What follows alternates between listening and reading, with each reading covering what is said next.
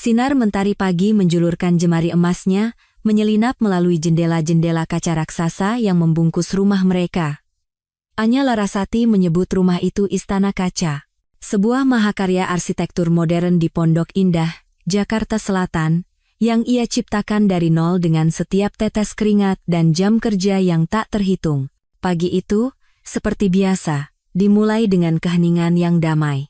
Aroma kopi biji Arabica segar menguar dari dapur, berpadu dengan wangi embun dari taman vertikal yang menghiasi dinding ruang keluarga. Anya baru saja menyelesaikan sesi yoga paginya di teras belakang yang menghadap ke kolam renang tanpa batas. Setiap gerakan adalah wujud syukur atas semua yang telah ia capai. Di usianya yang baru menginjak 32 tahun, ia sudah menjadi nama yang disegani di dunia startup fintech. Perusahaannya, Teknonusa Inovasi, adalah bukti nyata dari visi tajamnya. Selamat pagi, Ratuku, sebuah suara serak yang familiar memanggilnya. Bima Aditya, suaminya, muncul dengan senyum yang selalu berhasil meluluhkan stres pekerjaan Anya. Di tangannya ada segelas jus kale dan seledri, minuman wajib Anya setelah berolahraga. Pagi juga, sayang, jawab Anya, menerima gelas itu, dan mengecup ringan pipi Bima. Tumben sudah bangun, Bima terkekeh. Bagaimana mungkin aku melewatkan pemandangan istriku yang cantik ini memulai harinya? Bima Aditya adalah pria yang memiliki semua yang diinginkan banyak wanita, wajah tampan, tubuh terawat, dan tutur kata yang manis. Mereka bertemu 5 tahun lalu, saat Anya masih merintis usahanya. Saat itu, Bima adalah seorang manajer pemasaran di perusahaan lain. Terpesona oleh karismanya, Anya jatuh cinta. Setelah menikah, ia mempercayakan Bima posisi direktur pengembangan bisnis di perusahaannya. Baginya, itu adalah perpaduan sempurna antara cinta dan pekerjaan. Setelah sarapan, mereka berjalan menuju garasi yang luas. Di sana, 3 mobil berjejer rapi, sebuah SUV keluarga yang praktis, sedan Bima untuk bekerja, dan yang paling mencolok, sebuah sedan sport Eropa berwarna merah menyala. Mobil itu bukan sekadar alat transportasi, ia adalah sebuah monumen. Hadiah Anya untuk dirinya sendiri saat valuasi perusahaannya menembus angka 10 triliun rupiah. Setiap lekuk bodinya adalah pengingat bahwa kerja kerasnya tidak sia-sia. Sayang, boleh aku pinjam si merah hari ini? Tanya Bima, matanya berbinar menatap mobil itu. Ada pertemuan dengan investor yang sangat penting. Aku ingin memberikan kesan terbaik. Anya sedikit mengerutkan kening. Biasanya Bima tidak pernah meminta, meskipun Anya selalu mengizinkannya. Mobil itu adalah kebanggaan Anya, sesuatu yang sangat personal. Tapi melihat sorot mata Bima yang penuh harap, ia tak tega menolak. Ini demi kesuksesan perusahaan kita juga, pikirnya. Tentu saja, Anya tersenyum, menyerahkan kunci pintar dari dalam tasnya. Hati-hati, ya. Jangan sampai tergores. Tenang saja, Ratuku. Aku akan menjaganya seperti aku menjagamu, kata Bima, mengecup kening Anya sebelum masuk ke mobil. Saat ia menyalakan mesin, suara deru yang garang namun elegan memenuhi garasi. Anya memandangi mobil merah itu perlahan keluar dari gerbang. Sebuah perasaan aneh yang tak bisa dijelaskan melintas di benaknya. Perasaan posesif yang jarang ia rasakan. Tapi ia segera menepisnya. Dia Bima, suaminya, separuh jiwanya. Untuk sesaat, dalam kemewahan Istana Kaca, Anya percaya hidupnya benar-benar sempurna. Ia tidak tahu bahwa retakan pertama pada kaca itu akan segera muncul. Hari itu berjalan seperti biasa. Rapat maraton, puluhan email yang harus dibalas, dan 2 wawancara dengan media bisnis. Anya menikmati kesibukannya. Baginya, pekerjaan adalah gairah. Menjelang malam, ia akhirnya bisa bersandar di sofa empuk di ruang kerja rumahnya, memeriksa beberapa laporan terakhir sebelum benar-benar beristirahat. Bima belum pulang. Ia bilang rapat makan malam dengan calon investor akan berlangsung hingga larut. Anya mengerti. Begitulah dunia bisnis. Ia mengirim pesan singkat. Jangan terlalu malam, sayang. Aku tunggu di rumah. Beberapa menit kemudian, balasan datang, siap, Ratuku. Sebentar lagi selesai. Love you. Baru lewat pukul 11 malam suara mobil merahnya akhirnya terdengar memasuki garasi. Anya menyambutnya di pintu depan dengan senyuman. Tapi begitu Bima melangkah masuk, senyumnya sedikit memudar. Bukan karena suaminya terlihat lelah. Ada sesuatu yang lain. Sesuatu yang mengusik indera penciumannya. Saat Bima memeluknya, aroma itu menjadi semakin jelas. Aroma parfum yang tajam, manis, dan terasa agak murahan. Sangat berbeda dengan parfum Bima yang biasanya beraroma woody dan musky yang maskulin, atau parfum Anya sendiri yang lebih menyukai aroma kayu dan rempah yang elegan. Aroma ini terlalu genit. Bagaimana pertemuannya? Tanya Anya, mencoba menjaga suaranya tetap normal saat melepaskan pelukan. Luar biasa. Mereka sangat tertarik. Sepertinya kita akan dapat investasi besar dalam waktu dekat, jawab Bima dengan semangat meluap-luap. Ia melepaskan jasnya dan menyampirkannya di sandaran kursi. Aroma parfum itu seolah menyebar ke udara. Anya tak tahan lagi. Parfummu beda sekali hari ini. Bima berhenti sejenak, tampak berpikir. Lalu ia tertawa kecil, seolah teringat sesuatu yang lucu. Oh, ini. Kliennya dari agensi iklan, timnya perempuan semua. Rapatnya di private room yang tidak terlalu besar. Mungkin aroma parfum salah satu dari mereka menempel di bajuku. Tahu sendiri kan, kalau perempuan berkumpul, kadang bau parfumnya bisa bikin pusing. Penjelasan itu terdengar masuk akal. Sangat masuk akal. Anya bahkan merasa sedikit konyol karena sempat berpikiran negatif. Tentu saja itu yang terjadi. Aku hanya terlalu lelah dan imajinasiku berlebihan. Oh, begitu. Syukurlah kalau berhasil, aku ikut senang. Anya berusaha tersenyum tulus. Malam itu, berbaring di tempat tidur, Anya sulit memejamkan mata. Bima sudah tertidur lelap di sampingnya, napasnya teratur. Tapi aroma asing itu seolah masih tertinggal di udara kamar mereka, samar-samar mengganggu ketenangannya. Itu adalah bisikan pertama dari keraguan. Noda pertama pada simfoni kehidupannya yang sempurna. Untuk pertama kalinya dalam 5 tahun pernikahan mereka, Anya merasakan jarak yang tak terlihat di antara mereka. Jarak yang seluas aroma parfum yang bukan miliknya. 2 minggu berlalu sejak malam itu. Anya berusaha mengubur kecurigaannya, menganggapnya sebagai produk dari kelelahan. Bima kembali menjadi suami yang manis dan perhatian. Proyek dengan investor baru yang ia sebutkan tampaknya berjalan lancar, membuatnya sering pulang malam atau melakukan perjalanan dinas ke luar kota. Anya, yang juga sibuk dengan pekerjaannya, berusaha memberikan dukungan penuh. Hingga pada suatu Jumat sore, saat Anya sedang memimpin rapat evaluasi kinerja kuartalan, ponselnya di atas meja bergetar beberapa kali, notifikasi email. Ia melirik sekilas. Melihat logo bank tempat kartu kredit tambahannya terdaftar, ia mengabaikannya, fokus pada presentasi di hadapannya. Rapat baru selesai menjelang pukul 8 malam. Sambil meregangkan tubuh, Anya mengambil ponselnya dan membuka email yang tadi masuk. Itu adalah laporan transaksi bulanan untuk kartu kredit yang ia berikan pada Bima untuk keperluan operasional dan representasi perusahaan. Biasanya, ia akan langsung meneruskannya ke tim keuangan tanpa memeriksa detailnya. Tapi entah kenapa, sisa-sisa perasaan janggal 2 minggu lalu membuatnya tergerak. Jemarinya membuka lampiran PDF tersebut. Matanya menelusuri deretan angka dan nama-nama merchant. Sebagian besar adalah transaksi yang wajar, makan siang bisnis, bensin, biaya tol. Tapi saat matanya sampai pada transaksi tanggal 15 tepat 2 hari sebelumnya, hari Rabu jantung Anya serasa berhenti berdetak. Hari itu, Bima memberitahunya harus ke Surabaya untuk survei lokasi baru dan akan menginap semalam. Transaksi pertama dilakukan di sebuah hotel di Surabaya. Wajar. Tapi setelah itu, butik di Pacific Place, Jakarta, Rp50.000.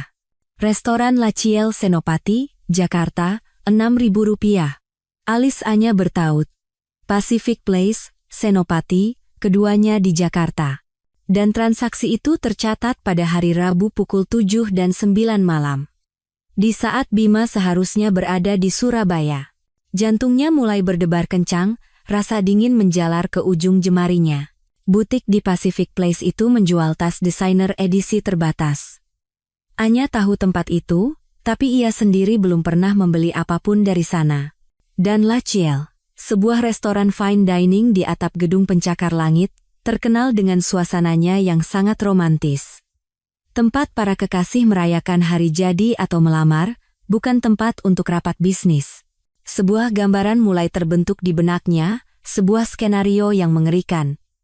Bima tidak berada di Surabaya malam itu. Ia di Jakarta, membeli tas tangan seharga puluhan juta rupiah dan menikmati makan malam romantis di salah satu restoran paling mewah di kota. Pertanyaannya, dengan siapa? Napas Anya menjadi sesak. Ruang kerjanya yang luas dan nyaman tiba-tiba terasa mencekik. Ini bukan lagi sekadar aroma parfum. Ini adalah bukti digital yang dingin dan kejam.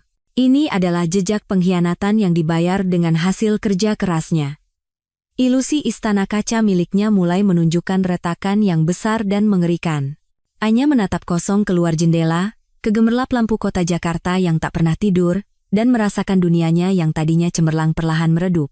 Perasaan dingin itu tidak hilang. Bahkan setelah tiba di rumah, istana kaca yang biasanya terasa hangat dan nyaman kini terasa seperti mausoleum yang sunyi. Bima belum kembali. Katanya, perjalanan dari Surabaya sedikit macet. Kebohongan itu kini terdengar begitu memuakkan di telinga Anya. Anya tidak bisa duduk diam. Amarah dan rasa sakit bergejolak di dalam dirinya, menuntut kepastian. Ia meraih ponselnya dan menelepon satu-satunya orang yang bisa ia percaya dalam situasi seperti ini. "Rani," katanya dengan suara bergetar begitu telepon tersambung. "Anya? Ada apa malam-malam begini? Suaramu kenapa? Terjadi sesuatu?" Rani Wijaya, sahabatnya sejak kuliah, seorang pengacara handal dengan intuisi setajam silet, langsung menangkap nada aneh dalam suara Anya. Anya tidak punya tenaga untuk berbasa-basi. Ia menceritakan semuanya, aroma parfum, notifikasi kartu kredit, kebohongan tentang perjalanan dinas ke Surabaya. Rani mendengarkan dalam diam, tanpa menyela. "Aku kesana sekarang," kata Rani tegas begitu cerita. "Anya selesai. Jangan lakukan apapun sampai aku tiba, dan jangan hubungi Bima." 30 menit kemudian, Rani sudah duduk di seberang Anya, menatap sahabatnya dengan sorot mata campuran antara khawatir dan marah. "Oke, kita butuh bukti yang tidak bisa ia sangkal," kata Rani sambil mengeluarkan laptopnya. "Kau mengaktifkan fitur pelacak di mobil merah itu, kan?" Anya mengangguk lemah. "Itu adalah fitur standar untuk keamanan." Dengan tangan gemetar, Anya membuka aplikasi di ponselnya. Jantungnya berdebar kencang saat membuka riwayat perjalanan. Seperti yang sudah diduga. Pada Rabu malam itu, mobilnya tidak pernah meninggalkan Jakarta. Justru, catatan GPS menunjukkan mobil itu berhenti di sebuah kompleks apartemen mewah di Kebayoran Baru selama hampir 3 jam, lalu bergerak ke Pacific Place dan Senopati, sebelum akhirnya kembali ke apartemen itu hingga keesokan paginya. "Apartemen siapa itu?" gumam Anya. Matanya menatap kosong pada peta digital di layar ponselnya. "Kita cari tahu," jawab Rani cepat. Penyelidikan mereka berlanjut ke media sosial. Berbekal informasi transaksi di butik dan restoran, Rani mulai menjelajahi foto-foto dan tag lokasi di tempat-tempat tersebut pada hari dan jam yang sama. Setelah hampir 1 jam menggulir ratusan foto orang asing, mereka menemukannya. Sebuah akun dengan ID Bella memposting foto di La Ciel pada Rabu malam. Dalam foto itu, ia memamerkan segelas anggur dengan latar belakang pemandangan kota.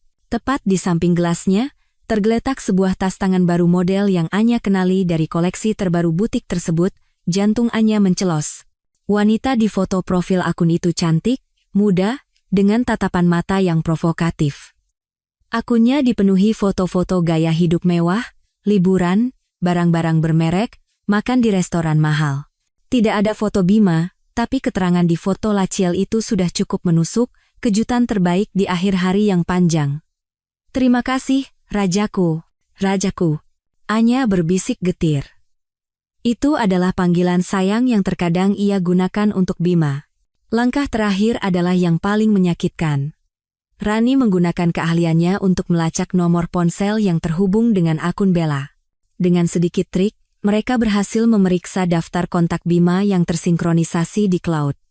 Nomor itu ada di sana, disimpan dengan nama yang sangat profesional dan tidak mencurigakan, Pak Rahman, proyek. Dunia Anya runtuh seketika. Semua kepingan puzzle telah menemukan tempatnya, membentuk gambaran pengkhianatan yang utuh dan kejam. Bima tidak hanya berselingkuh, ia telah membangun sebuah kebohongan sistematis, menggunakan fasilitas dan uang Anya untuk mendanai kehidupan ganda dengan wanita lain. Semua kemanisan, semua perhatian, semua kata cinta yang Bima tunjukkan selama ini, kini terasa seperti racun yang baru bekerja. Rasa sakitnya begitu hebat hingga air mata pun tak sanggup keluar. Yang tersisa hanyalah kehampaan dan amarah yang mulai membara dingin di lubuk hatinya. Selama beberapa hari berikutnya, Anya hidup seperti robot. Ia pergi bekerja, memimpin rapat, tersenyum pada karyawan-karyawannya. Tapi di dalam, jiwanya mati rasa. Ia belum mengkonfrontasi Bima. Ia menunggu. Menunggu saat yang tepat, saat amarahnya mengkristal menjadi sesuatu yang lebih tajam dari sekadar kesedihan. Bima, yang tidak menyadari apa-apa, bersikap seperti biasa. Ia bahkan membawakan Anya oleh-oleh syal sutra bermerek sepulangnya dari perjalanan dinas ke Surabaya. Anya menerimanya dengan senyum kaku, membayangkan Bima membelinya di sebuah toko di Jakarta setelah mengantar selingkuhannya pulang. Setiap malam, Anya diam-diam memeriksa akun Instagram Bella. Ia melihat wanita itu memamerkan sepatu baru, jam tangan, dan makan malam mewah lainnya, semua dibayar dengan kartu kredit Anya. Rasa muaknya mencapai puncak. Klimaksnya datang pada Jumat malam. Anya sedang duduk di ruang kerjanya, tanpa sengaja membuka Instagram. Di bagian atas layar, muncul story baru dari Bella. Sebuah video singkat, bumerang yang menunjukkan Bella sedang berdandan di depan cermin, dengan tulisan, "Siap dimanjakan untuk kencan Jumat malam yang spesial." Itu saja sudah cukup menyakitkan. Tapi story berikutnya adalah belati yang menghunjam jantungnya. Sebuah foto kaki jenjang Bella yang memakai sepatu hak tinggi baru. Di latar belakang, terlihat pintu mobil yang terbuka. Anya mengenali pintu itu. Ia mengenali jok kulit berwarna krem. Ia mengenali karpet berwarna biru dengan logo khas yang menyala di bawahnya. Itu adalah mobil merahnya. Darah Anya serasa mendidih, lalu membeku seketika. Jadi, malam ini, Bima akan menggunakan mobil miliknya untuk berkencan dengan selingkuhannya. Mobil yang menjadi simbol kerja keras dan kemandiriannya. Mobil yang seharusnya menjadi ruang pribadinya. Bima tidak hanya mengkhianatinya, ia telah menodai dan menghina semua yang telah Anya perjuangkan. Cukup sudah. Kesedihan telah menguap, berubah menjadi baja dingin yang menyelimuti hatinya. Ia tidak akan menangis di kamarnya. Ia tidak akan menunggu Bima pulang untuk bertengkar. Ia akan merebut kembali miliknya dengan cara yang paling memalukan bagi mereka berdua. Anya meraih ponselnya. Bukan untuk menelepon Rani sambil menangis. Ini untuk meminta bantuan. "Rani, kau di mana?" Tanya Anya dengan suara yang tenang dan berbahaya. "Di rumah." "Kenapanya?" "Kamu baik-baik saya." "Aku baik-baik saja." "Sangat baik," jawab Anya. "Aku butuh mobilmu malam ini. Dan aku ingin kau ikut sebagai saksi." Hening sejenak di seberang telepon. Rani bisa merasakan perubahan drastis pada sahabatnya. "Saksi? Saksi untuk apa, Anya?" Anya berjalan ke jendela, menatap lampu-lampu kota yang berkelip seperti jutaan mata yang akan menyaksikan pertunjukannya. "Saksi saat aku mengambil alih mobilku secara paksa dan membiarkan dua parasit itu berkencan di atas aspal jalanan," kata Anya, nadanya dingin dan penuh tekad. Malam di Jakarta adalah hutan beton yang diterangi lampu neon. Bagi sebagian orang, itu adalah panggung untuk merayakan cinta atau kesuksesan. Malam ini, bagi Anya, itu adalah area perburuan. Ia duduk di kursi penumpang sebuah SUV kompak berwarna abu-abu mobil Rani, yang sengaja dipilih agar tidak mencolok. Tangannya di pangkuan terasa dingin, terkepal erat. Jantungnya berdebar dengan ritme liar, campuran antara adrenalin dan sakit hati yang merobek. Rani, yang memegang kemudi, sesekali melirik sahabatnya dengan cemas. Ia belum pernah melihat Anya seperti ini. Wajahnya pucat, tapi matanya menyala dengan api yang gelap. Tidak ada air mata, tidak ada isak tangis. Hanya ketenangan yang menakutkan, seperti danau beku yang menyembunyikan arus deras mematikan di bawahnya. Kita tidak harus melakukan ini, Nya, kata Rani pelan, suaranya memecah keheningan di dalam mobil, kita pulang saja. Besok aku siapkan gugatan cerai terbaik, kita hancurkan dia di pengadilan. Anya menggeleng perlahan, pandangannya terpaku pada jalan di depan. Tidak. Ini bukan hanya masalah hukum, Ran. Ini masalah harga diri. Dia membawa pelakurnya bersenang-senang dengan hasil jerih payahku, simbol prestasiku. Aku tidak akan membiarkannya, tidak malam ini. Mereka melacak sinyal GPS mobil merah itu. Bima membawanya ke sebuah restoran mewah di kawasan Senopati, area yang dipenuhi tempat-tempat trendy yang sering dikunjungi sosialita. Rani memarkir mobilnya di seberang jalan, di tempat yang agak gelap namun memiliki pandangan jelas ke pintu masuk restoran. Dari kejauhan, mobil merah itu tampak gagah, berkilauan di bawah lampu di area parkir valet. Setiap kali melihatnya, dada Anya terasa sesak. Ia teringat hari pertama mobil itu tiba di rumahnya, dihiasi pita merah besar. Ia ingat Bima memeluknya dan berkata, "Kau pantas mendapatkan semua ini, ratuku. Kau wanita terhebat yang pernah ku kenal." Kata-kata itu kini terdengar seperti hinaan. Setiap kenangan manis yang terukir di dalam mobil itu kini terasa seperti kebohongan. Mereka menunggu selama hampir 2 jam. 2 jam yang terasa seperti selamanya. Anya menghabiskan waktu itu membayangkan apa yang terjadi di dalam. Bima tertawa, Bella bermanja-manja, keduanya menikmati makanan mahal yang akan ditagihkan ke kartu kreditnya. Api di matanya semakin berkobar. Mereka keluar, bisik Rani, membuyarkan lamunan Anya. Benar saja. Sosok Bima, yang tampak necis dengan kemeja mahal, dan Bella, yang glamor dengan gaun ketat, muncul dari lobi restoran. Mereka tertawa, tampak sangat mesra. Bima merangkul pinggang Bella saat petugas valet membawa mobil merah itu ke hadapan mereka. Pemandangan itu Bima membukakan pintu mobilnya untuk wanita lain adalah pemandangan yang menyakitkan bagi Anya. Mobil Rani menyala tanpa suara. Kau yakin, Nya? Ini kesempatan terakhir untuk mundur. Anya menoleh pada sahabatnya. Dan untuk pertama kalinya malam itu, seulas senyum tersungging di bibirnya. Senyum yang tidak sampai ke matanya. Jalan, Ran. Ikuti mereka. Jangan terlalu dekat. Mobil merah itu melesat menembus malam, membawa 2 pengkhianat di dalamnya, dan di belakang mereka, dalam bayang-bayang, sebuah SUV abu-abu mengikuti tanpa lelah. Pengejaran di bawah lampu kota telah dimulai. Ini bukan lagi tentang cinta yang hilang, ini tentang merebut kembali kehormatan. Mobil merah itu melaju di jalan tol dalam kota, jalan arteri yang lebar dan panjang menghubungkan pusat-pusat bisnis kota. Lampu gedung-gedung pencakar langit di kiri dan kanan menjadi saksi bisu.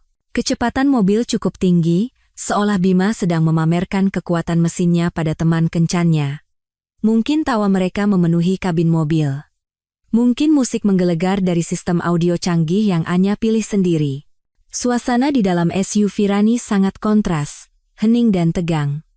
Anya memberikan instruksi dengan suara datar dan terkendali, seperti seorang jenderal yang memimpin operasi militer. Setelah jalan layang di depan itu, ada celah di bahu jalan yang cukup untuk berhenti. Kita lakukan di sana, kata Anya, matanya terpaku pada lampu belakang mobilnya yang membentuk 2 garis merah tajam di kejauhan. Nya, ini jalan tol. Berbahaya, bantah Rani. Genggamannya pada kemudi mengerat. Lebih berbahaya membiarkan martabatku diinjak-injak lebih lama lagi. Lakukan saja, Ran. Aku percaya padamu, jawab Anya. Nadanya tidak menyisakan ruang untuk perdebatan. Rani menghela napas panjang, lalu mengangguk. Ia menambah kecepatan, perlahan mulai menyalip dari lajur kiri. Jantungnya berdebar kencang, tapi melihat tekad dingin di wajah sahabatnya, ia memantapkan hati. Saat mobil merah itu melewati jalan layang, Rani melihat celah yang Anya maksud, bahu jalan yang cukup lebar sebelum pintu keluar tol berikutnya. Inilah saatnya. Dengan satu gerakan cepat dan terukur, Rani membanting setir ke kanan, memotong lajur tepat di depan mobil merah itu. CKIITTT, Suara decit ban yang memekakan telinga merobek udara malam. Bima, yang terkejut, menginjak rem dalam-dalam. Mobil sport itu berhenti mendadak, hanya beberapa sentimeter dari bemper mobil Rani. Beberapa mobil di belakang membunyikan klakson dengan marah. Sebelum Bima sempat mencerna apa yang terjadi, pintu penumpang SUV di depannya terbuka. Sosok Anya muncul. Malam itu ia mengenakan blus sutra hitam dan celana panjang berwarna senada, pakaian simpel yang memancarkan aura kekuatan. Rambut panjangnya sedikit berkibar ditiup angin dari mobil yang melintas. Ia tidak berlari. Ia berjalan dengan langkah tenang dan berwibawa menuju sisi pengemudi mobilnya. Lampu depan mobilnya yang masih menyala menyorotnya, menciptakan siluet yang dramatis. Wajahnya, yang biasanya hangat dan penuh senyum, kini sedingin es. Setiap langkah kakinya di aspal yang keras terdengar seperti jenderang perang di telinga Bima. Di dalam mobil, mata Bima membelalak. Wajahnya berubah dari bingung menjadi ngeri. Ini tidak mungkin. Bagaimana Anya bisa ada di sini? Di sampingnya, Bella menatap dengan ekspresi campuran antara bingung dan kesal. Siapa sih perempuan gila itu? Bima tidak menjawab. Mulutnya terasa kering. Ia melihat istrinya semakin dekat, dan ia tahu malamnya yang sempurna kini telah berubah menjadi neraka terburuk. Pertunjukan akan segera dimulai, dan mereka adalah aktor utama yang terperangkap di bawah sorotan lampu di panggung bernama Jalan Tol. Tok, tok, tok. Anya tidak berteriak. Ia hanya mengetuk jendela sisi pengemudi dengan buku-buku jarinya. 3 ketukan tajam dan berwibawa. Suaranya cukup keras untuk terdengar di atas deru kendaraan yang lalu lalang. Itu adalah suara seorang pemilik yang menuntut masuk ke propertinya. Di dalam, Bima membeku. Otaknya berputar cepat, mencari kebohongan, alibi. Tapi di hadapan tatapan Anya yang seolah menembus kaca, semuanya terasa sia-sia. Bella, yang mulai menyadari siapa wanita di luar, mendecakkan lidah kesal. Oh, jadi ini istrimu? Kampungan sekali, main hadang di jalan. Ia mencoba menyindir, menunjukkan bahwa ia tidak terintimidasi. Bima menatap Bella sekilas dengan panik, lalu kembali menatap Anya. Dengan tangan gemetar, ia menekan tombol untuk menurunkan jendela. Anya, sayang, kamu ngapain di sini? Ini nggak seperti yang kamu. Diam, potong Anya. Satu kata itu diucapkan dengan nada rendah yang begitu dingin hingga membungkam Bima. Aku tidak bertanya. Aku memerintahkan. Keluar dari mobilku, sekarang. Bima menelan ludah. Sayang, kita bicara di rumah, ya? Jangan buat keributan di sini. Aku bilang, keluar. Kali ini, suara Anya sedikit meninggi, cukup untuk membuat Bima tersentak. Bella, yang merasa harga dirinya terusik, ikut campur. Ia mencondongkan tubuhnya ke arah Bima. Mas Bima, bilang sama dia. Siapa kamu seenaknya ngusir kita? Kamu pikir kamu siapa? Pandangan Anya beralih dari Bima ke Bella. Tatapan menghina, seolah melihat serangga yang menjijikan. Kau tanya siapa aku? Anya tertawa kecil. Tawa tanpa kehangatan. Aku adalah wanita yang membelikan gaun yang kau pakai sekarang. Aku wanita yang membayar makan malam mahal yang baru saja masuk ke perutmu. Dan yang terpenting, aku adalah pemilik mobil mewah yang sedang kau duduki pantatmu. Jadi, kalau aku bilang keluar, kau keluar. Wajah Bella memerah karena marah dan malu. Ia tak bisa berkata apa-apa. Anya kembali menatap Bima. Aku tidak akan mengatakannya untuk ketiga kalinya, Bima. Berikan kuncinya, dan kalian berdua turun. Menyadari tidak ada lagi jalan keluar, Bima menyerah. Ia mematikan mesin. Hening sesaat menyelimuti kabin mobil. Ia mencabut kunci pintar dari dashboard. Tangannya bergetar saat menyerahkannya pada Anya. Bagus, kata Anya, merebut kunci itu dari tangan Bima. Sekarang turun. Berdua, dengan langkah berat, Bima membuka pintu dan keluar. Disusul Bella, yang turun sambil membanting pintu dengan kesal. Mereka kini berdiri di bahu jalan yang kotor, diterpa angin dari mobil yang melesat dan disinari lampu jalan yang remang-remang. Pakaian mahal mereka tampak kontras dengan lingkungan sekitar. Beberapa pengendara motor melambat, menatap pemandangan aneh itu dengan penasaran. Anya tidak berhenti di situ. Ia membuka dompetnya, mengeluarkan beberapa lembar uang 100 ribuan, dan melemparkannya ke dada Bima. Uang itu berhamburan di atas aspal. Itu, kata Anya dengan nada menusuk. Untuk ongkos taksi kalian. Selamat menikmati sisa kencan kalian di pinggir jalan. Tanpa menunggu jawaban, Anya masuk ke dalam mobil merahnya. Ia duduk di kursi pengemudi, di mana kehangatan tubuh suaminya masih tersisa. Aroma parfum Bella yang memuakan masih mengambang di udara. Dengan satu gerakan, ia menyalakan mesin, dan deru garang yang meledak dari mobil itu seolah menjadi deklarasi kemenangannya. Anya menginjak pedal gas. Mobil sport itu melesat ke depan, meninggalkan Bima dan Bella yang berdiri seperti dua patung dungu di pinggir jalan. Dari kaca spion, ia bisa melihat siluet mereka yang semakin mengecil, Bima yang menatap kosong dan Bella yang tampaknya berteriak marah. Anya tidak peduli. Ia terus melaju, membiarkan deru mesin menelan semua suara lain di dunia. Rani, yang telah menunggu di mobilnya, segera mengikuti dari belakang, menjaga jarak aman untuk memberi ruang pada sahabatnya. Selama beberapa menit pertama, yang Anya rasakan hanyalah kemenangan. Sensasi adrenalin yang memabukkan menyapu tubuhnya. Ia berhasil. Ia merebut kembali miliknya. Ia mempermalukan mereka, menunjukkan siapa yang memegang kendali. Senyum getir terukir di wajahnya. Ia membayangkan Bima yang bingung harus berkata apa pada selingkuhannya. Membayangkan mereka harus mencari taksi dalam keadaan terhina. Tapi perasaan kemenangan itu berumur pendek. Saat ia keluar dari jalan tol dan memasuki jalanan kota yang lebih sepi, adrenalin mulai surut. Deru mesin yang tadinya terdengar seperti pekik kemenangan, kini terdengar seperti jeritan keputusasaan.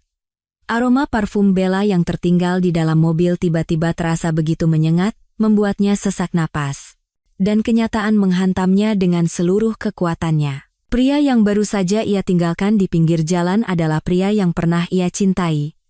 Pria yang bersamanya ia membangun mimpi. Pernikahannya, istananya, masa depannya semuanya kini hancur berkeping-keping. Kemenangan ini terasa begitu hampa. Di balik topeng kemarahan, ada hati yang hancur lebur. Setetes air mata mengalir di pipinya, disusul oleh tetesan-tetesan lainnya. Anya menepikan mobilnya di pinggir jalan yang sepi, di bawah naungan pohon yang gelap dan rindang. Dan di sanalah, di dalam mobil yang menjadi simbol kesuksesan sekaligus TKP pengkhianatan, pertahanannya runtuh. Isak tangis yang telah ia tahan selama berhari-hari akhirnya meledak, bukan tangisan yang pelan dan pilu. Ini adalah raungan yang hebat dan menyakitkan. Bahunya berguncang hebat. Ia memukul-mukul setir, meluapkan semua rasa sakit, amarah, dan kekecewaan yang menyesakkan dadanya. Ia menangisi 5 tahun hidupnya yang terasa sia-sia, menangisi kepercayaan yang dihancurkan tanpa ampun, menangisi Anya di masa lalu, yang begitu naif dan penuh cinta. Mobil Rani berhenti di belakangnya. Rani tidak langsung turun. Ia membiarkan sahabatnya meluapkan semuanya. Beberapa menit kemudian, ketika raungan Anya mereda menjadi isak yang terputus-putus, Rani turun dari mobilnya dan mengetuk jendela dengan pelan. Anya membuka kuncinya. Rani masuk dan duduk di kursi penumpang yang baru saja ditinggalkan Bella. Tanpa berkata apa-apa, ia menarik sahabatnya ke dalam pelukannya. Anya kembali menangis di bahu Rani, membasahi blus sahabatnya dengan air mata. Keluarkan semuanya, Nya, bisik Rani lembut, menangislah sepuasmu. Malam ini kau boleh hancur. Besok, kita akan membangun kembali reruntuhan itu, lebih kuat dari sebelumnya. Di tengah malam Jakarta yang sunyi, di dalam sebuah mobil sport mewah, seorang ratu yang baru saja memenangkan pertempuran sedang meratapi kerajaannya yang telah runtuh. Perjalanan kembali ke Istana Kaca terasa panjang dan berat. Anya mengemudi sendiri, sementara Rani terus mengikuti di belakang untuk memastikan ia baik-baik saja. Air matanya sudah kering, menyisakan jejak bengkak di wajahnya dan kehampaan yang dingin di hatinya. Kesedihan yang baru saja meluap kini telah bermetamorfosis kembali menjadi amarah-amarah yang tenang, membara, dan jauh lebih berbahaya. Saat tiba di rumah, kemegahannya terasa seperti sebuah ironi. Rumah ini ia bangun bersama sebagai simbol cinta dan kesuksesan. Sekarang, ia terasa seperti penjara kenangan. Kau yakin akan baik-baik saja sendirian? Tanya Rani cemas saat Anya turun dari mobil. Anya mengangguk. Aku harus menghadapi ini sendiri. Kau pulanglah, Ran. Terima kasih untuk semuanya. Aku berutang nyawa padamu. Kapanpunnya. Telepon aku jika butuh apapun, jam berapapun, kata Rani sebelum akhirnya melesat pergi. Anya melangkah masuk. Keheningan menyambutnya. Ia langsung menuju kamar utama, membuka lemari pakaian, dan mulai mengeluarkan semua barang milik Bima. Kemeja-kemeja mahalnya, setelan jas impor, koleksi jam tangannya semuanya ia lemparkan ke lantai tanpa perasaan. Ia mengambil beberapa koper besar dan mulai memasukkan barang-barang itu dengan kasar. 1 jam kemudian, 3 koper besar dan 2 kardus berisi barang-barang Bima telah tertumpuk rapi di dekat pintu depan. Setelah itu, ia menelepon layanan keamanan 24 jam dan meminta mereka mengganti semua kunci pintu digital di rumahnya dengan yang baru. Ia duduk di sofa ruang keluarga yang luas, menunggu, menatap pintu dengan hampa. Menjelang subuh, sebuah taksi berhenti di depan gerbang. Bima telah kembali. Ia masuk dengan wajah kusut dan penuh amarah. Melihat Anya yang duduk tenang dan tumpukan barang-barangnya yang sudah siap di depan pintu, amarahnya meledak. Kau gila, Anya, kau benar-benar sudah gila, teriaknya, suaranya menggema di ruangan yang sunyi. Kau mempermalukanku di depan umum, apa kata orang nanti? Anya menatapnya dengan tatapan kosong. Aku tidak peduli apa kata orang. Seharusnya itu yang kau pikirkan sebelum membawa wanita lain masuk ke mobilku. Bima mendekat, wajahnya memerah karena emosi. Ini semua salahmu. Kalau saja kau tidak gila kerja, kalau saja kau punya sedikit lebih banyak waktu untukku, aku tidak akan seperti ini. Itu adalah tuduhan klasik seorang manipulator. Gaslighting, upaya membalikkan kesalahan. Tapi Anya yang sekarang bukan lagi Anya yang naif. Ia tidak akan termakan permainan itu. Ia berdiri, menatap lurus ke mata Bima. Jangan berani-berani menyalahkanku atas pengkhianatanmu, Bima Aditya, kau yang memilih untuk berbohong. Kau yang memilih untuk berselingkuh, dan kau yang memilih untuk menghinaku. Kesibukanku membangun perusahaan inilah yang membuatmu bisa menikmati hidup mewah dan membiayai selingkuhanmu. Jadi jangan pernah jadikan itu sebagai alasan. Bima terdiam, kehabisan kata-kata. Barang-barangmu sudah kukemasi, lanjut Anya, suaranya sedingin es. Ambil, dan keluar dari rumah ini. Kau mengusirku? Ini rumah kita juga. Protes Bima. Tidak, jawab Anya tegas. Ini rumahku. Dibeli dan dibangun dengan uangku, atas nama orang tuaku. Kau hanya menumpang. Dan waktu menumpangmu sudah habis, Anya melewatinya, menuju tangga ke lantai 2. Malam ini, tidurlah di hotel, atau di apartemen selingkuhanmu. Aku tidak peduli. Besok, pengacaraku akan menghubungimu. Ia berhenti di puncak tangga, menatap Bima untuk terakhir kalinya malam itu. Pria yang pernah menjadi dunianya itu kini tampak begitu kecil dan menyedihkan di tengah kemewahan yang bukan miliknya. Dan satu hal lagi, tambah Anya. Jangan pernah panggil aku sayang atau ratuku lagi. Kau sudah kehilangan hak itu. Dengan itu, ia berbalik dan masuk ke kamarnya. Ia menutup dan mengunci pintu. Suara klik kunci terdengar begitu final. Di luar, ia bisa mendengar Bima berteriak marah dan menendang salah satu kopernya. Tapi Anya tidak bergeming. Pertempuran di jalanan mungkin telah berakhir, tapi perang yang sesungguhnya baru saja dimulai, dan ia siap menghadapinya. Pagi datang tanpa diundang. Sinar matahari yang biasanya terasa hangat kini menyorot tajam kekacauan di dekat pintu depan. 3 koper dan 2 kardus, berisi 5 tahun kehidupan Bima, menjadi monumen bisu dari kehancuran semalam. Anya terbangun bukan karena alarm, tapi karena keheningan yang memekakkan telinga. Tak ada lagi suara Bima di kamar mandi, tak ada lagi aroma kopi yang biasa ia siapkan.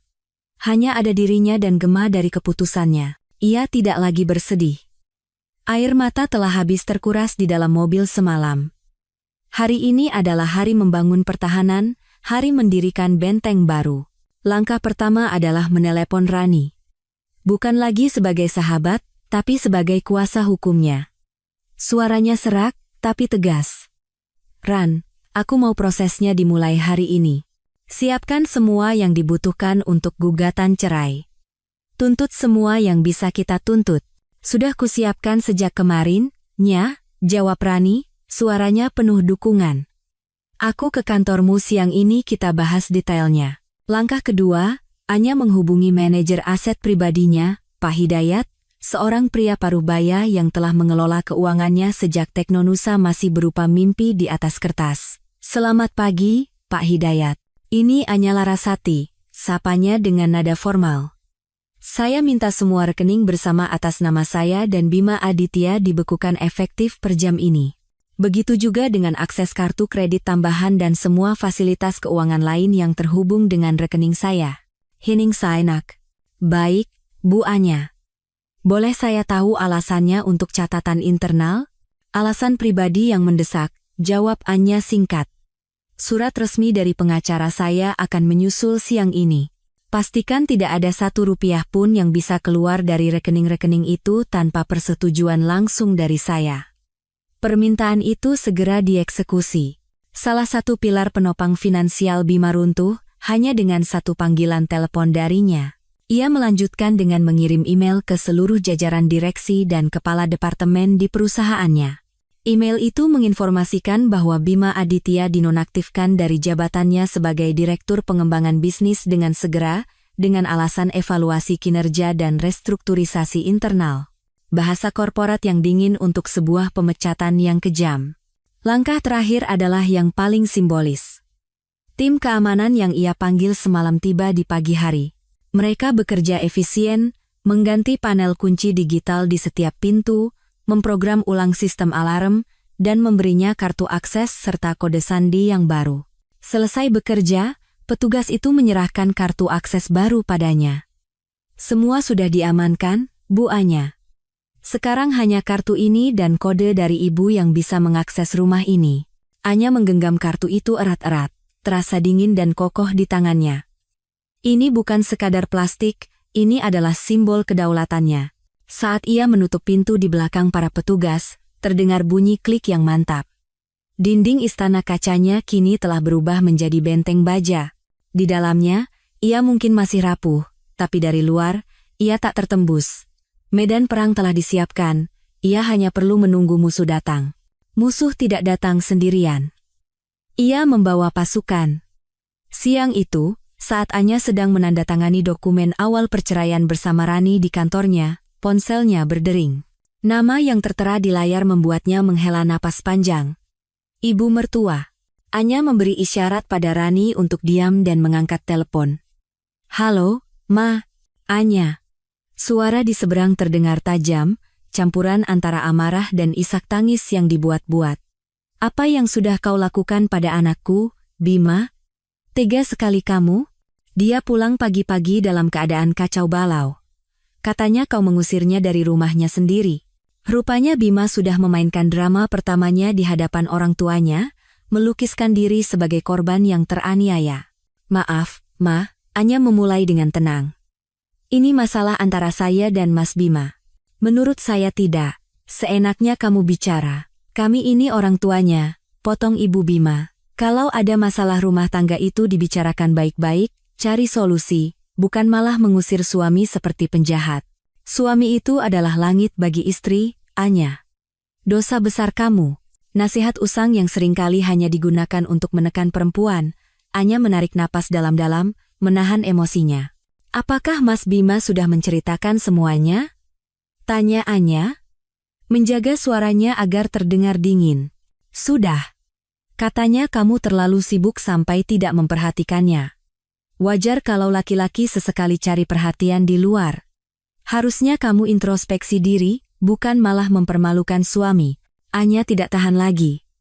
Baik, Ma. Karena Mama ingin tahu, akan saya berikan versi lengkapnya.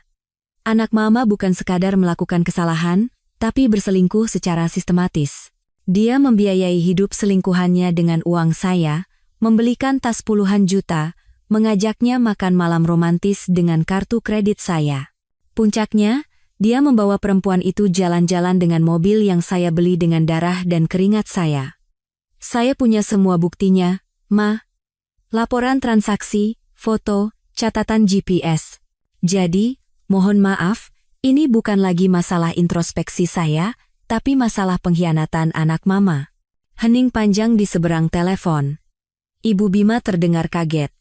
Tapi kamu tidak seharusnya begitu. Saya berhak menjaga harga diri saya, potong Anya tegas. Saya tutup teleponnya, Ma. Selamat siang. Ia memutuskan panggilan tanpa menunggu jawaban. Tangannya sedikit gemetar, bukan karena takut, tapi karena amarah. Setelah itu, ia menelepon ibunya sendiri dan menceritakan seluruh kejadian dengan jujur, termasuk percakapannya dengan ibu mertuanya. Reaksi ibunya 180 derajat berbeda. Suara lembut namun tegas di seberang telepon bagaikan salep bagi lukanya. Kamu melakukan hal yang benar, Nak. Jangan biarkan pria manapun, bahkan suamimu, menginjak-injak kehormatanmu. Ayah dan ibu mendukungmu 100%. Kalau kamu butuh apa-apa, atau hanya ingin menenangkan diri, pintu rumah kami selalu terbuka untukmu. Dukungan itu terasa luar biasa. Anya sadar, ia tidak sendirian dalam perang ini. Ia punya keluarganya, ia punya Rani. Garis depan kini semakin jelas. Di satu sisi ada Bima dan keluarganya yang akan mati-matian membela sang putra. Di sisi lain, ada Anya dengan benteng pertahanannya, didukung oleh orang-orang yang tulus mencintainya. Perang ini akan melelahkan, tapi ia tahu ia berada di pihak yang benar. Mengenal musuhmu adalah separuh kemenangan. Itulah yang dikatakan Rani saat menyarankan Anya untuk menyewa seorang detektif swasta. Awalnya Anya ragu, terasa terlalu dramatis seperti di film. Tapi Rani meyakinkannya bahwa dalam kasus perceraian dengan aset besar yang dipertaruhkan, mengetahui latar belakang pihak ketiga bisa menjadi senjata yang sangat berharga. Anya setuju. Ia bertemu dengan Pak Surya, seorang mantan polisi dengan reputasi sangat baik yang direkomendasikan oleh firma hukum Rani. Anya memberinya semua informasi awal yang ia miliki, akun Instagram Bella, nomor teleponnya, dan alamat apartemen yang ia lacak melalui GPS mobil. Seminggu kemudian, Pak Surya datang ke kantor Anya membawa sebuah amplop coklat tebal. Wajahnya serius. Informasi yang Anda minta sudah saya dapatkan, katanya sambil meletakkan amplop itu di atas meja.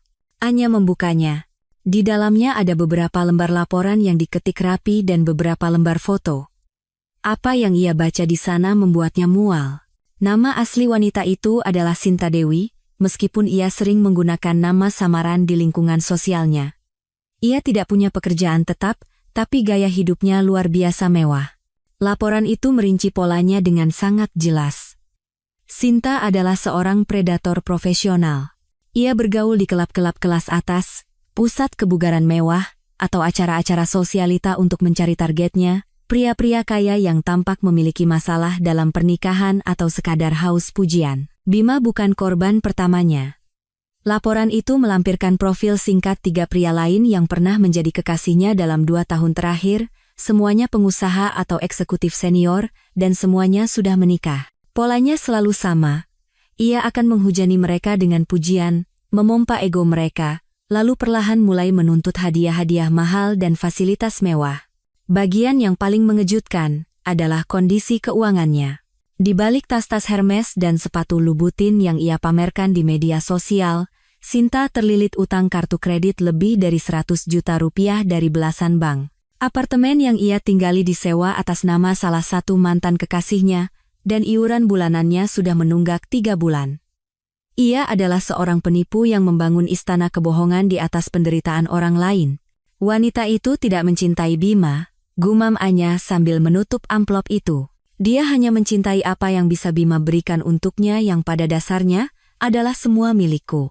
Anehnya, informasi ini tidak membuatnya semakin cemburu.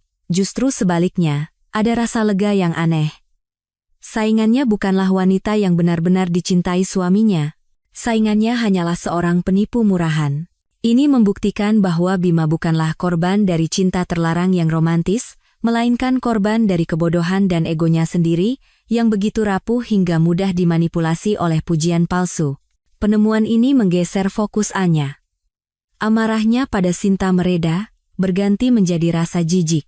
Sebaliknya, Amarahnya pada Bima justru semakin dalam, bukan hanya karena ia pengkhianat, tapi karena ia begitu bodoh dan ceroboh hingga mempertaruhkan semua pilar kehidupan yang telah Anya bangun dengan susah payah hanya demi sanjungan seorang parasit. Informasi di dalam amplop coklat itu bukan lagi sekadar amunisi untuk perceraian, melainkan konfirmasi bahwa keputusannya untuk mengakhiri segalanya adalah hal paling benar yang pernah ia lakukan. Ditinggalkan tanpa rumah, tanpa akses ke uang, dan tanpa pekerjaan, Bima menjadi putus asa. Dan orang yang putus asa seringkali melakukan hal-hal kotor. Setelah gagal meluluhkan Anya melalui drama keluarga, ia melancarkan serangan balasan dari dua arah, sosial dan profesional. Serangan pertama datang melalui gosip. Di antara lingkaran pertemanan mereka, Bima mulai menyebarkan narasinya. Ia melukiskan Anya sebagai wanita karier yang dingin, gila kerja, dan tidak peduli pada suami. Ia mengatakan Anya memiliki temperamen buruk dan sering meremehkannya. Puncaknya, ia bahkan mengisyaratkan bahwa Anyalah yang tidak setia, sering melakukan perjalanan dinas keluar kota untuk urusan yang tidak jelas. Ia memainkan peran sebagai suami kesepian yang menjadi korban dari ambisi istrinya. Beberapa teman yang tidak terlalu dekat mulai termakan cerita itu. Anya merasakan perubahannya, ada yang tiba-tiba menjaga jarak, ada yang mengirim pesan mempertanyakan keputusannya. Serangan kedua jauh lebih berbahaya. Dengan pengetahuannya sebagai mantan orang dalam, Bima mencoba menyabotase bisnis Anya. Ia menghubungi beberapa klien kunci yang dulu ia tangani, mencoba membujuk mereka untuk pindah ke kompetitor dengan iming-iming penawaran yang lebih baik. Ia bahkan mencoba menyebarkan desas-desus di internal perusahaan bahwa Teknonusa sedang goyah karena masalah pribadi pendirinya. Anya mengetahui hal ini saat salah satu kliennya yang loyal meneleponnya langsung. "Bu Anya, saya baru saja dihubungi Pak Bima. Dia bicara yang tidak-tidak tentang perusahaan. Sebenarnya apa yang sedang terjadi?" Pukulan itu telak. Bima tidak hanya menghancurkan pernikahan mereka, kini ia mencoba menghancurkan warisan dan kerja keras Anya. Itu adalah deklarasi perang total. Naluri pertama Anya adalah menelepon Bima dan memakinya. Tapi Rani menahannya. "Jangan, Nya. Itu yang dia mau. Dia ingin kau terlihat emosional dan tidak stabil. Lawan dia sebagai seorang CEO, bukan sebagai istri yang tersakiti." Anya mengerti. Ia menarik napas dalam-dalam dan mulai bergerak. Ia segera mengadakan rapat darurat dengan jajaran manajemen seniornya. Tanpa membeberkan detail perselingkuhan, ia menjelaskan secara transparan bahwa ia sedang dalam proses cerai dengan Bima, dan bahwa Bima telah diberhentikan karena pelanggaran etika serius yang merugikan perusahaan. Tindakan Bima Aditya saat ini adalah sabotase, kata Anya di hadapan timnya, suaranya tenang namun berwibawa. "Saya butuh loyalitas dan kerja keras kalian semua, lebih dari sebelumnya. Hubungi semua klien kita. Yakinkan mereka bahwa perusahaan kita solid. Beri mereka penawaran loyalitas jika perlu. Perkuat sistem keamanan data kita. Kita tidak akan membiarkan satu orang yang sakit hati merusak apa yang telah kita bangun bersama." Timnya merespons dengan positif. Melihat ketenangan dan kepemimpinan Anya, mereka justru semakin solid mendukungnya. Untuk melawan gosip sosial, Anya tidak melakukan apa-apa. Ia hanya terus bekerja seperti biasa, membiarkan profesionalisme dan tindakannya berbicara lebih keras daripada desas-desus murahan. Alih-alih melawan api Bima dengan api yang lebih besar, ia melawannya dengan air dingin yang mematikan. Meskipun menunjukkan wajah tegar di hadapan semua orang, ada malam-malam di mana Anya merasa lelah dan sendirian. Pertarungan di berbagai medan hukum, keluarga, sosial, dan bisnis menguras energinya. Terkadang, saat sendirian di istana kaca yang kini terasa begitu besar, ia akan menatap foto-foto pernikahan mereka yang masih ia simpan di laci. Ia tidak merindukan Bima, tapi ia merindukan perasaan dicintai, ilusi kebahagiaan yang pernah ia miliki. Kerapuhan itu nyata. Suatu sore, merasa jenuh dengan tumpukan dokumen hukum dan laporan bisnis, Anya memutuskan untuk melakukan sesuatu yang sudah lama tidak ia lakukan. Ia berjalan ke ruang kerjanya, bukan untuk bekerja, tapi untuk membuka kembali sebuah folder di laptopnya yang berjudul Proyek Aurora.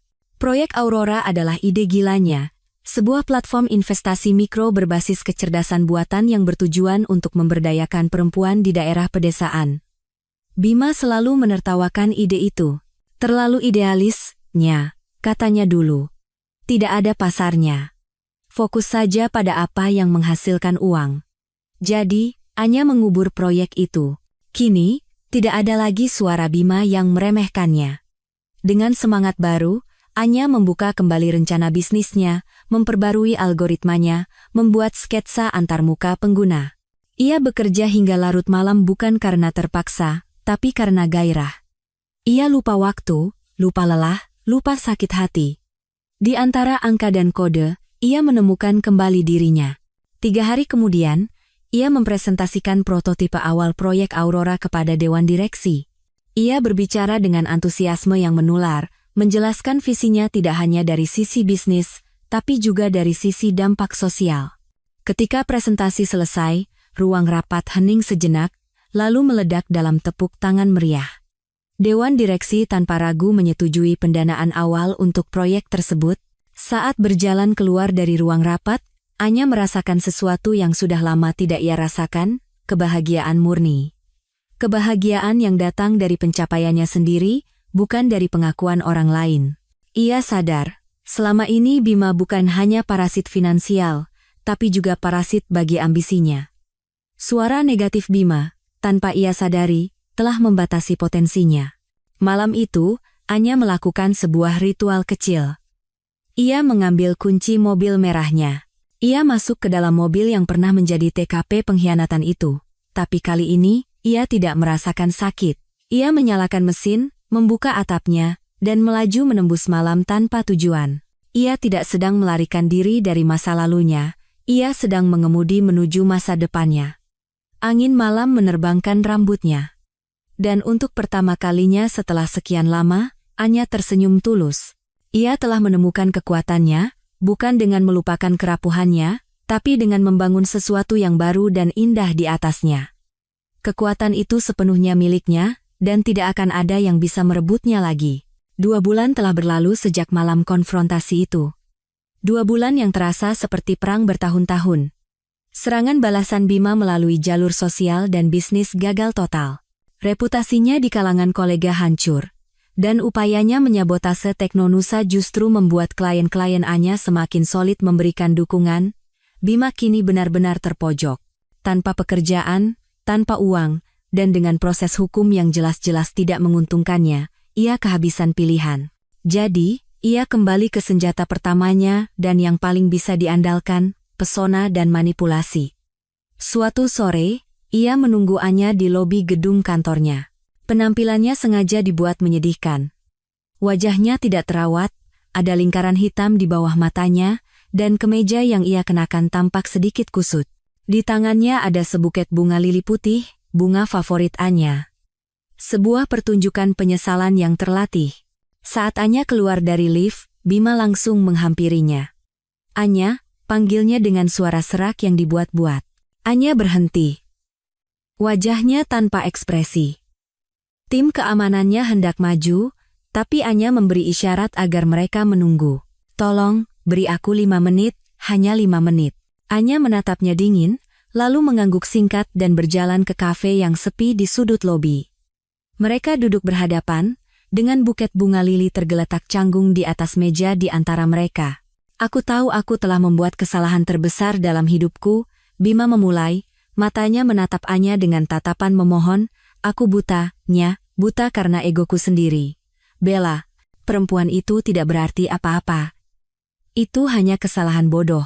Duniaku adalah kamu, Nya, selalu kamu. Anya hanya mendengarkan dalam diam. 2 bulan ini adalah neraka bagiku, lanjut Bima, suaranya bergetar. Aku tidak bisa tidur, tidak bisa makan. Setiap sudut kota ini mengingatkanku padamu, pada rumah kita. Aku sadar. Semua kemewahan, semua pencapaian, tidak ada artinya tanpa kamu di sisiku. Kumohon, Nya, cabut gugatan ini. Beri aku satu kesempatan terakhir untuk memperbaiki semuanya. Aku akan melakukan apa saja. Ia mengulurkan tangan, mencoba meraih tangan Anya. Anya menarik tangannya lebih dulu. Ia menatap lurus ke mata Bima, dan untuk pertama kalinya membuka mulut. Suaranya tenang seperti air danau yang dalam. Kau salah, Bima. Bima mengerutkan kening. Salah apanya? Kau tidak merindukanku, kata Anya. Kau merindukan akses tanpa batas ke rekeningku. Kau tidak merindukan rumah kita, kau merindukan kemewahan yang bisa kusediakan. Kau tidak menyesali perbuatanmu, kau menyesal karena ketahuan dan hidupmu sekarang menjadi sulit. Setiap kata Anya adalah pisau bedah yang mengupas lapis demi lapis kebohongan Bima. Bella bukan kesalahan bodoh, lanjut Anya. Dia adalah pilihan sadar yang kau buat berulang kali. Kau memilih untuk membohongiku setiap hari. Kau memilih untuk menghabiskan uangku untuknya. Kau memilih untuk menodai mobilku, rumahku, dan pernikahan kita. Itu bukan kesalahan, Bima. Itu karaktermu. Wajah Bima memucat. Topeng penyesalannya retak. Tawaran rekonsiliasimu palsu, simpul Anya. Sama palsunya seperti semua kata aku cinta kamu yang pernah kau ucapkan selama beberapa tahun terakhir. Sandiwaraku sudah selesai. Jangan pernah temui aku seperti ini lagi. Anya berdiri, meninggalkan Bima yang duduk termangu. Ia bahkan tidak melirik bunga lili putih di atas meja. Saat berjalan keluar dari kafe, ia merasa beban berat terakhir terangkat dari pundaknya. Ia tidak lagi marah, tidak lagi sakit hati. Yang ia rasakan hanyalah kelegaan karena telah melihat dengan jelas wujud asli pria yang pernah ia cintai, dan rasa syukur karena telah berhasil melepaskan diri darinya. Seperti yang diduga, keran uang yang tiba-tiba tertutup rapat membuat hidup Bella alias Sinta Dewi berantakan. Tanpa Bima untuk diandalkan, gaya hidupnya yang tinggi tidak bisa lagi dipertahankan. Tagihan kartu kredit menumpuk, dan pengelola apartemen sudah mengirimkan surat peringatan pengosongan terakhir. Dalam keadaan panik, Sinta memainkan langkah paling bodoh. Ia pikir, ia masih punya satu kartu terakhir yang bisa ia mainkan. Ia berhasil mendapatkan nomor kantor Anya dan terhubung dengan sekretarisnya dengan dalih urusan pribadi yang mendesak. Anya, yang sedang meninjau kemajuan proyek Aurora, menerima panggilan itu dengan sedikit rasa ingin tahu, dengan Anya Larasati. Akhirnya bisa bicara juga dengan sang ratu, suara sinis Sinta terdengar di seberang telepon. Anya menghela napas. Ada apa, Sinta Dewi? Kita perlu bertemu. Ada yang harus kita bicarakan. Sebut saja soal kompensasi, kata Sinta, mencoba terdengar mengancam. Aku punya banyak kenangan dengan Mas Bima. Video, misalnya. Kau tidak mau kan citra CEO teladan sepertimu rusak karena hal-hal seperti itu tersebar di internet? Ini adalah upaya pemerasan yang kikuk dan menyedihkan. Anya nyaris tertawa. Apa yang Anda inginkan? 2 miliar, jawab Sinta cepat. Transfer ke rekeningku, dan aku akan lenyap dari kehidupan kalian selamanya. Anya bersandar di kursinya, memutar-mutar pena di antara jemarinya. Dengarkan saya baik-baik, Sinta, katanya dengan nada yang tenang mematikan. Pertama, reputasi saya dibangun di atas kerja keras dan integritas, bukan kehidupan pribadi saya. Ancaman Anda tidak ada artinya. Kedua, dan ini yang paling penting, saat saya tahu tentang perselingkuhan kalian, saya menyewa seorang profesional untuk mencari tahu segalanya tentang Anda. Hening di seberang telepon. Saya punya laporan lengkap setebal 20 halaman di tangan saya, lanjut, Anya. Nama-nama asli Anda, utang-utang Anda, modus operandi Anda dalam menipu pria-pria kaya. Bahkan beberapa laporan penipuan kecil yang belum sempat diproses polisi. Saya tahu semuanya. Napas Sinta terdengar kasar. Bohong. Coba saja, tantang Anya. Satu saja kenangan yang Anda punya muncul di internet, atau jika Anda mencoba menghubungi saya atau siapapun yang saya kenal lagi, maka pada saat itu juga, amplop berisi semua catatan kriminal Anda itu akan mendarat dengan manis di meja Direktur Reserse Kriminal Polda Metro Jaya. Pengacara saya, Rani Wijaya, akan dengan senang hati mengantarkannya sendiri. Sekarang, Anda yang pilih, menghilang dengan tenang, atau menghabiskan beberapa tahun ke depan di rutan Pondok Bambu. Keputusan di tangan Anda. Klik. Anya menutup telepon. Ia tidak pernah mendengar kabar tentang Sinta lagi. Beberapa minggu kemudian, detektif swastanya, Pak Surya, mengirimkan laporan singkat. Sinta Dewi telah meninggalkan Jakarta dengan tergesa-gesa setelah menjual beberapa barang mewah yang tersisa. Jejak terakhirnya terlacak di sebuah kota kecil di Jawa Tengah. Pulang ke rumah orang tuanya. Parasit itu, setelah kehilangan inangnya, terpaksa kembali ke habitat aslinya. Bagi Anya, Sinta tidak pernah menjadi musuh utama. Ia hanyalah cermin dari kebodohan Bima, dan kini, catatannya dalam hidup Anya telah resmi ditutup. Hari itu akhirnya tiba. Bukan di ruang sidang yang menegangkan, tapi di ruang mediasi yang dingin dan impersonal di firma hukum Rani. Pertemuan terakhir untuk menandatangani kesepakatan perceraian final. Anya datang bersama Rani, tampak profesional dengan blazer berwarna krem. Ia tenang dan siap. Bima datang bersama seorang pengacara muda yang tampak sedikit gugup, mungkin disewa dengan biaya yang jauh lebih murah. Penampilan Bima lebih baik dari terakhir kali mereka bertemu, posturnya rapi, tapi sorot matanya kosong dan kalah.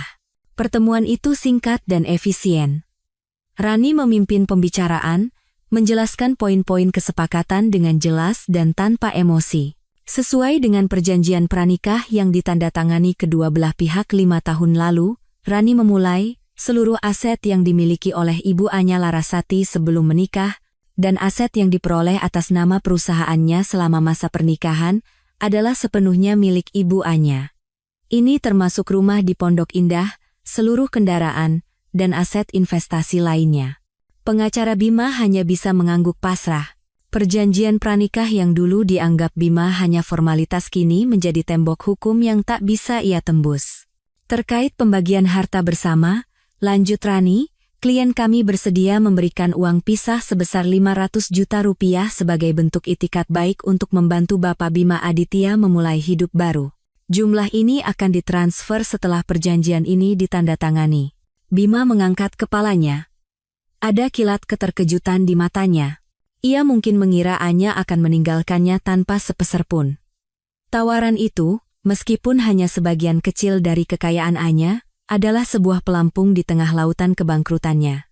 Itu bukan tindakan balas dendam. Itu adalah tindakan final Anya untuk memutuskan semua ikatan, biaya untuk membeli kebebasannya secara utuh. Kami setuju, kata pengacara Bima cepat, sebelum Bima sempat berkata apa-apa. Beberapa lembar dokumen diletakkan di atas meja mahoni yang mengkilap. Dokumen-dokumen yang akan mengakhiri status mereka sebagai suami istri secara resmi. Anya mengambil pena dan menandatangani setiap halaman tanpa ragu. Goresan tintanya mantap dan tegas.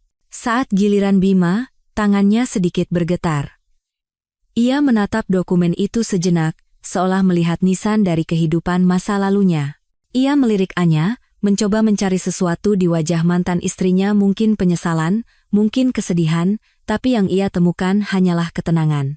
Akhirnya, dengan helaan napas panjang, ia pun menandatanganinya. Selesai, pernikahan mereka resmi berakhir di atas meja kopi ruang mediasi itu. Diakhiri dengan jabat tangan formal antar pengacara. Tidak ada drama, tidak ada air mata, hanya rasa lega yang membentang luas. Saat Anya berjalan keluar dari ruangan itu, ia merasa jauh lebih ringan, seolah baru saja meletakkan ransel berisi batu yang telah ia pikul selama berbulan-bulan. Sebulan setelah perceraian mereka resmi terdaftar di pengadilan, Anya menerima pesan singkat dari nomor yang tidak dikenal. Isinya hanya satu baris. Bisa kita bertemu untuk terakhir kalinya? Hanya ingin bicara, Bima. Anya ragu sejenak. Tapi ia tahu, untuk benar-benar menutup buku ini, mungkin ada satu halaman terakhir yang perlu ia baca. Ia setuju, memilih tempat yang sepenuhnya netral, sebuah taman di suatu sore yang cerah. Bima menunggunya di salah satu bangku taman. Ia tampak berbeda, lebih kurus, lebih sederhana. Tidak ada lagi aura angkuh atau pesona manipulatif, hanya seorang pria biasa yang tampak lelah. Terima kasih sudah datang, katanya saat Anya duduk di sebelahnya, menjaga jarak di antara mereka. Ada apa, Bima? Tanya Anya langsung. Bima tidak langsung menjawab. Ia menatap anak-anak yang bermain di kejauhan. Aku pindah ke kota lain, katanya pelan. Mencoba memulai dari awal. Aku dapat pekerjaan di perusahaan properti kecil. Bukan apa-apa, tapi cukuplah untuk hidup. Anya hanya mendengarkan. Aku punya banyak waktu untuk berpikir belakangan ini, lanjut Bima, kini menatap Anya, dan aku sadar, semua yang kau katakan hari itu di lobi kantormu, semuanya benar, aku tidak merindukanmu. Aku merindukan kenyamanan. Aku egois, serakah, dan bodoh. Aku membuang berlian sepertimu demi sepotong kaca murahan. Untuk pertama kalinya, permintaan maafnya terdengar tulus. Tidak ada air mata buaya, tidak ada drama. Hanya pengakuan yang pahit. Aku tidak memintamu kembali. Aku tahu itu tidak mungkin, katanya. Aku hanya ingin bilang, aku minta maaf atas semua luka yang kuberikan, sungguh-sungguh minta maaf. Kau tidak pantas menerima perlakuan seperti itu. Anya menatap Bima. Ia melihat pria yang berbeda dari pria yang ia nikahi. Berbeda dari monster yang ia lawan. Ia melihat seorang pria yang telah membayar harga atas kesalahannya dengan kehilangan segalanya, dan mungkin, akhirnya belajar darinya. Aku memaafkanmu, Bima, kata Anya lembut. Kata-kata itu keluar dengan mudah, tanpa beban. Bukan agar kau merasa lebih baik. Aku memaafkanmu agar aku bisa benar-benar bebas dari semua ini. Aku harap kau menjalani hidup yang lebih baik dan lebih jujur ke depannya. Aku sedang berusaha, bisik Bima. Ku dengar proyek Aurora sukses besar. Anya tersenyum tipis. Ya? Ternyata ide yang terlalu idealis itu bisa menghasilkan uang juga. Mereka duduk dalam diam sejenak. Bukan keheningan yang canggung, melainkan keheningan yang menandai akhir dari sebuah babak panjang dalam hidup mereka. Aku harus pergi sekarang, kata Anya akhirnya sambil berdiri. Anya, panggil Bima sekali lagi. Semoga kau bahagia. Aku sudah bahagia, Bima, jawab Anya. Dan ia bersungguh-sungguh. Ia berbalik dan berjalan pergi, tanpa menoleh ke belakang lagi. Percakapan itu adalah titik penutup terakhir yang ia butuhkan. Sebuah epilog yang tenang untuk sebuah kisah yang penuh badai. 1 tahun kemudian, langit biru cerah membentang di atas jalan pedesaan yang terawat baik di pinggiran Jawa Barat. Mobil sport merah Anya melaju dengan tenang. Bukan kecepatan arogan, melainkan kecepatan santai untuk menikmati pemandangan. Di kiri dan kanan, sawah hijau terhampar seperti karpet. Di balik kemudi ada Anya. Ia mengenakan kemeja linen putih sederhana dan kacamata hitam. Rambutnya diikat ekor kuda, dan senyum tulus tak pernah lepas dari bibirnya. Di kursi penumpang, setumpuk proposal dan materi pelatihan untuk proyek Aurora tertata rapi. Proyek Aurora telah melampaui semua ekspektasinya. Platform itu telah membantu ribuan pengusaha perempuan skala kecil di berbagai desa mendapatkan akses pendanaan dan pelatihan. Hari ini, Anya akan meresmikan pusat pelatihan digital kedua, bekerja sama dengan pemerintah daerah setempat. Ponselnya berdering melalui sistem Bluetooth mobil. Rani. Halo, Bu Direktur. Sudah sampai mana? Hampir sampai. Pemandangannya indah sekali di sini, Ran. Harusnya kau ikut, jawab Anya, matanya berbinar. Lain kali deh. Aku masih sibuk mengurus suami-suami yang ketahuan selingkuh pakai mobil hasil jerih payah istrinya, canda Rani. Anya tertawa lepas. Tawa yang bebas dan tanpa beban. Suruh mereka ke aku saja. Bisa ku beri konsultasi. Setelah menutup telepon, Anya melambatkan laju mobilnya saat memasuki gerbang desa. Puluhan ibu-ibu dan perempuan muda menyambutnya dengan antusias, melambaikan tangan dengan wajah penuh harap. Mereka tidak melihatnya sebagai wanita kaya yang tersakiti. Mereka melihatnya sebagai sumber inspirasi, sebagai pembawa perubahan. Ia memarkir mobilnya di bawah naungan pohon yang rindang. Sebelum turun, ia berhenti sejenak, menatap bayangan dirinya di kaca spion.